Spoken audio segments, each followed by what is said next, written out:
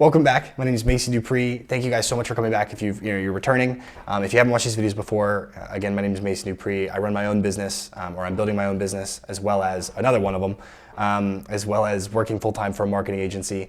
And this is sort of serves as a journal slash, log of sort of my progress, when it comes to developing my skills in marketing or entrepreneurism, building my own business and things like that. And forgive me, it's 10:30 at night. I want to be consistent and I want to get these videos out every 2 days. But I was a little behind and I wasn't able to get this start recording this until now. So it's 10:30 and I think this video is going to go up at 12. And I'm a little tired, but I wanted to share sort of a new direction that I'm going with. Or rather, maybe not share the new direction just yet, but what I really want to share is, my thinking behind selecting my new business model. The model hasn't really changed. I'm still going to be an advertising agency. The way I fulfill and generate leads for businesses has changed slightly, I think, or at least will be supplemented with a different strategy that I've just now learned about and have started building. And I'll talk about that in future videos as well.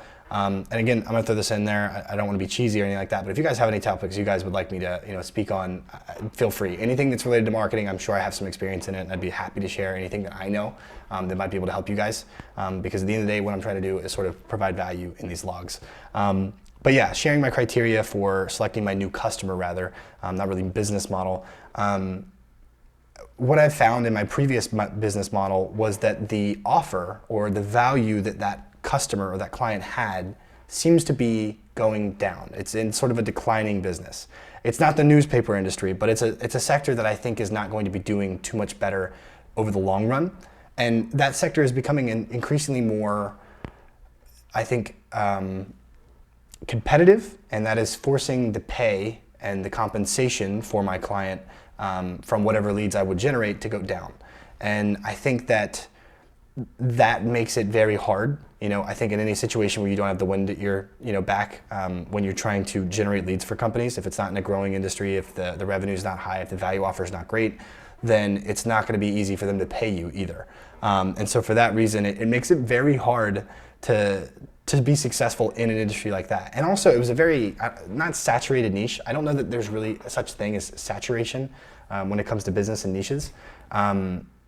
But it just wasn't doing that well. There's signs that suggest that company or that sort of business model that I was supporting with my lead gen isn't going to be doing much better in the future. And so for that reason, I'm really taking that into account. And one of the ways I'm numerically deciding on what company is actually providing value, because I want to market products and services with value, is their profit margin, their estimated profit margin.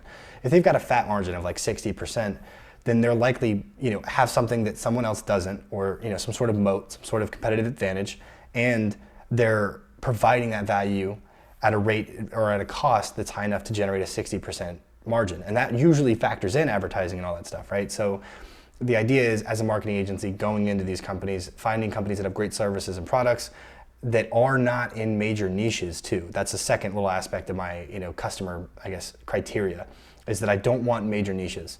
And here's another tip too. So like sometimes when you pull up ChatGPT and you ask it like, well, list me, the top 10 businesses that are doing this or that, right?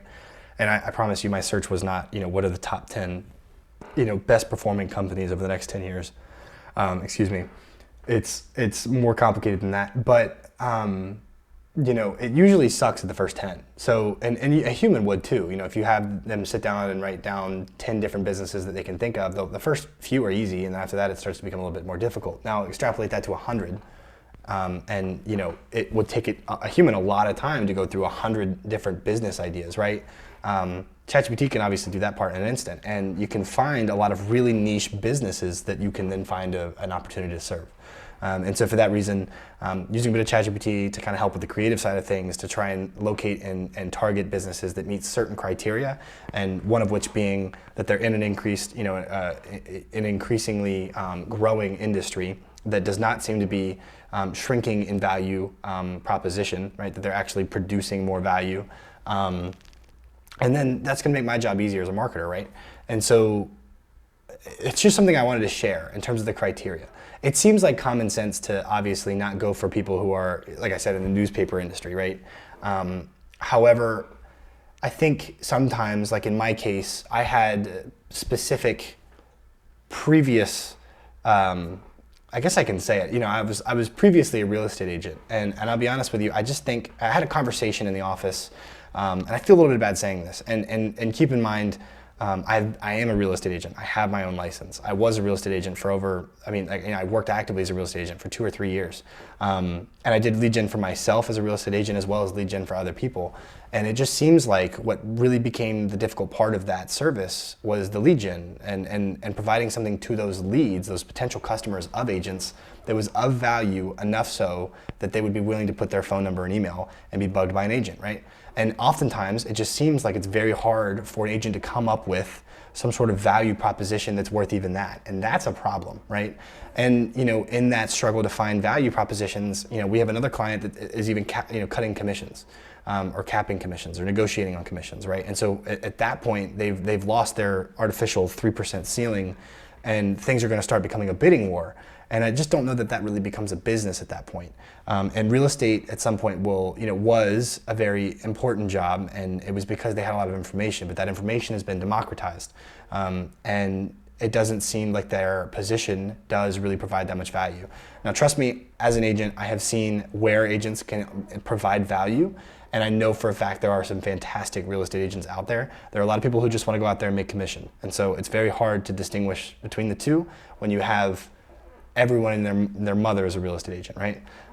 Which also means when you're prospecting to these people to try and bring them on as customers, there's a lot of different people to target, and a lot of them don't make a lot of money, right? So it's almost like you're trying to sell to people who just don't have the money to buy your service. Why do they not have the money to buy your service? Well, it's probably because they don't have a big value add. And if they don't have a big value add, they're not going to be able to pay you, right? It seems like common sense, and a lot of things in business come down to that. But it's not really until retrospect that you kind of learn that. But yeah, it's not really a wipe for me. I haven't really thrown out everything from that business. I really like keeping a lot of what I think really worked really well and just applying it to different businesses that meet the criteria that would make the system work better for them. And so that's what I'm planning on doing, kind of moving forward. And I'll share a little bit about that as I kind of develop it.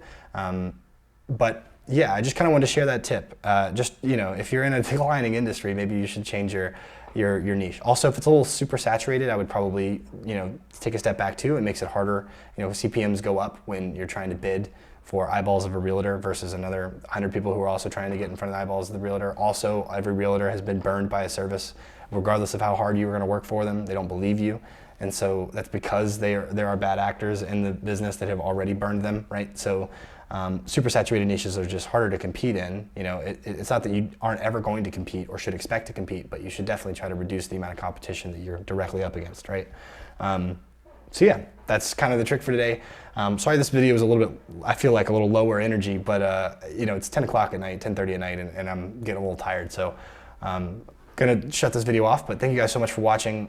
Please come back. Please watch the other ones. The other ones are great too. Didn't have a book recommendation today, but I will next time. Thank you guys so much for watching, and I will see you in the next one. Thanks.